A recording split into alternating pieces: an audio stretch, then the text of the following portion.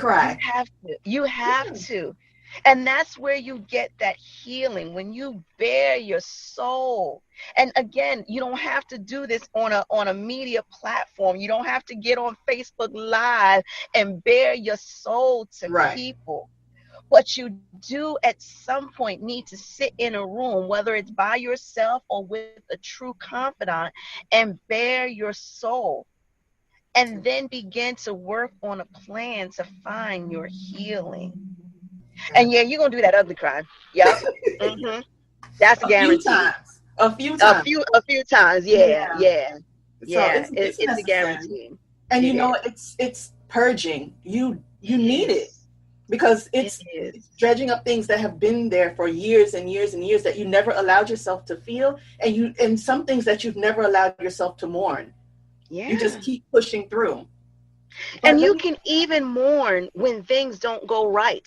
It's right. mourning is not even like, oh, someone died, No. there's a loss. It can also be that that didn't work out. This Exactly. was the plan that I had set forth, and that Mhm. plan did not work out. And yes, sometimes you've got to go through a mourning process to Absolutely. say, okay, I'm sad, I'm hurt, I'm angry that Mhm. this plan didn't work. But guess what? I got to find the strength to start again and try Absolutely. something else. And I like that. It's necessary. I like that so much, because so many people just teach you, oh, you got to think positive and everything will be positive, Mhm. and Mhm. everything's going to work out, but that's not true, and they do their clients such a disservice, because everything's not going to work out. Everything's not going to be positive all the time. You can have a positive outlook on a negative situation, but everything will not be positive all the time, nor will you get your way all the time. That's true. True So indeed. let me ask you this. Let me backtrack just a little bit, because you said you Mhm. tried meds for a little bit and they didn't work Mhm. out for you. Right. First, I want you to address, please, that there's no shame in having to take the meds. They just didn't work Nope. for you in particular. And Correct. second, just to piggyback on that, listening to your body. Mhm. Because when you ingest something, realize how it makes you feel. Mhm. So if you can just address those two for me. Yes, absolutely. So, one of the issues that I've dealt with in my life has been mental illness. It has been depression. I suffered with depression through my tumultuous marriage, which ended up in a divorce. It left me feeling really, really depressed, and I had to process everything that I was feeling, everything that I was going through.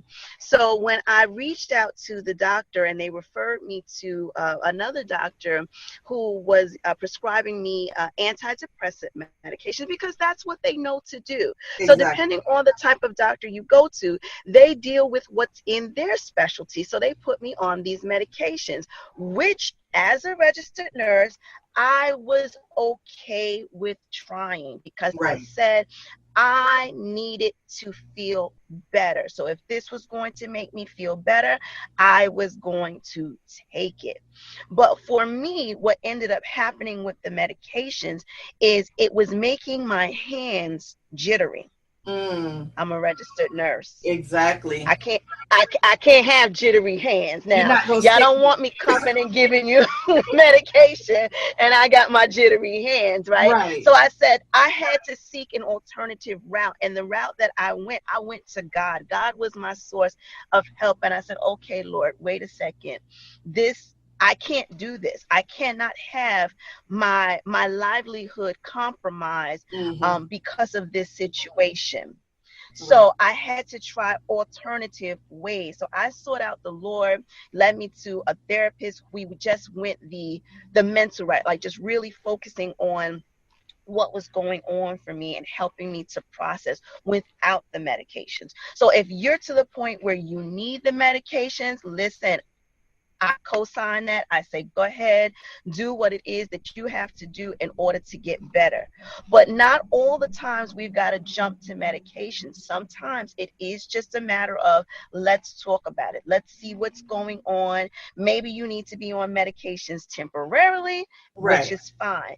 But you definitely have to find out what is right for your body and what it is that you stand in the need of at that particular time. Now, I say it like that for a reason, because today, being we're in April, you may just need to talk to somebody. Yes. But if, say, by June, you're still not feeling better, you're feeling some other kind of ways, well, then you need to try something different.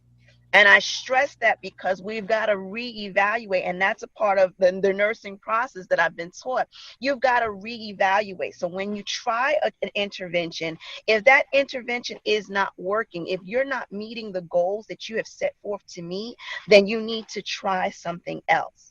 Because we all know the definition of insanity is doing the same thing over and over again, expecting something else to happen. So if you're not getting better in one area, well, then you might need to start implementing a plan to try something different. So I'm very, very particular about letting people know there is no Shaniqua Johnson, registered nurse, has been on medication for depression. Yes, I am not ashamed of that. Because what it means is now I can talk to somebody else who has to take them, who's debating on whether or not to take them. I am not ashamed of my stripes. Do you think the tigers in the jungle are ashamed of their stripes? No. Absolutely not. I earned those stripes honestly. God Right. gave me those stripes. And me having a season where I had to take antidepressants is just another stripe on my chest. Right. And I am able to walk with my head held high and counsel people and encourage people and advise people to help them get through, to help them earn their stripes, right? Because we've got to go through this process, Sophia. There's no way we can get around it. We got Right. to feel what we're feeling. We've got to Mhm. process what we've got to process, and we've got to earn those stripes. Do we want to? Did No. I volunteer to have depression? No. Absolutely not. Right. If God had asked me, I'd have said, no, thank you, sir. Try something else. I would not have taken it. No. Did God ask me if I wanted to go through a divorce? No. Because if it were up to me, I'd be like, I'm a pass. Right. Take that on to somebody else. No, we do not get a chance to pick and choose what it is we want to experience in life. But we've got to understand that it is for a reason. So if it gives me this stripe, and what I call it a badge of honor, because there's no shame in it, there's no dishonor, it is honor. I am able to now help other people. So God put me through that, and he helped me to get through it. Why? So now I can take all of these people who are suffering with the same thing and help them through.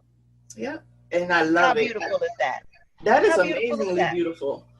That is amazingly beautiful. And I can tell you too, so I myself, I've had to take medication as well years ago, but before I was really in tune with my health, but like you, I knew something was wrong, and I just felt off. I wasn't, not to say I wasn't happy all the time, because it's impossible to do that, but I was sad all the time. So it was necessary. I went to my doctor and I said, hey, I need help. And I started getting it, and I started talking. And then even when I shared with my father that I had gone to a doctor and was going to take medication, the first thing I was met with was negativity. Yes. And it was like, okay, so I'm not telling you anything anymore. Yeah. It causes you to turn away. But that's just to say this, it's okay if you take them, because it didn't stop me. It didn't stop me. I carried on with my therapy. I carried on with my meds until I reached a point where I didn't need it anymore, to where I was strong enough to withstand what it is that I was going through. And I was okay with having the feelings that I was feeling.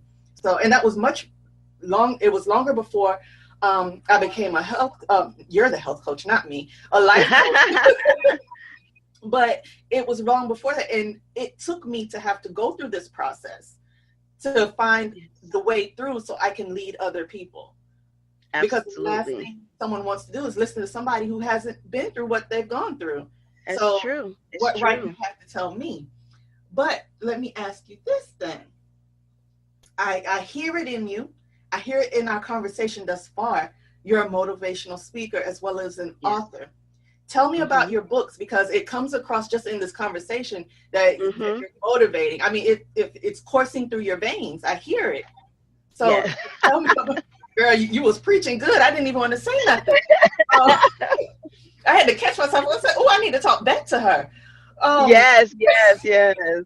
but what your books? Tell us about your books. Where can we Yes. find them? What are they about? Tell me the names. Listen, talk to us. Absolutely.